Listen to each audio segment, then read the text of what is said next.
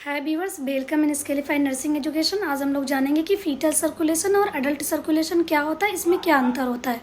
तो fetal circulation नाम से ही समझ में आ रहा है कि ये जन्म के पहले की बात हो रही है, मतलब जिस समय भ्रूण का डेवलपमेंट हो रहा है, बच्चा बन रहा है, उस समय खून का दौरा कैसे होता है शरीर में। और अडल्ट सर्कुलेशन मतलब कि जब बच्चे का जन्म हो जाता है, अडल्ट जैसे हम लोग हैं, तब हमारे बॉडी में सर्कुलेशन कैसे होती है और कहाँ होती है।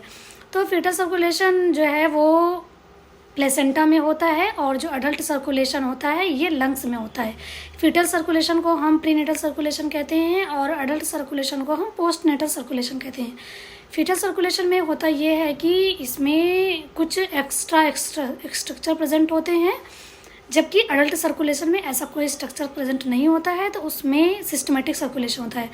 फीटल सर्कुलेशन में जो एक्स्ट्रा स्ट्रक्चर प्रेजेंट होते हैं वो क्या हैं, जैसे कि umbilicus artery, umbilicus vein, foramen ऑब्लेट, ductus venosus and ductus arteriosus. तो ये 5 एक स्ट्रक्चर है जो कि फीटस सर्कुलेशन में प्रेजेंट होते हैं, जो कि जब बच्चे का जन्म होता है उसके बाद वो डिसअपेयर हो जाते हैं, वो प्रेजेंट नहीं होते हैं, वो नॉर्मल सर्कुलेशन चलने लग जाता है।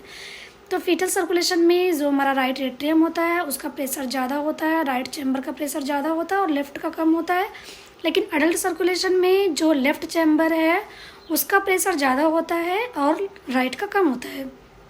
फीटल सर्कुलेशन में पल्मोनरी रेसिस्टेंस ज़्यादा होता है, जिसकी वजह से सिस्टमेटिक सर्कुलेशन का प्रेशर नहीं होता है, उसका रेसिस्टेंस कम होता है। लेकिन अडल्ट सर्कुलेशन में होता ये है कि इसमें सिस्टमेटिक सर्कुलेशन का रेसिस्टेंस ज़्यादा होता है, पल्मोनरी जो होता है उसका प्रेशर कम होता है। तो ये था कुछ अडल्ट एंड फीटल सर्कुलेशन में डिफरेंस, वो क्या कैसे।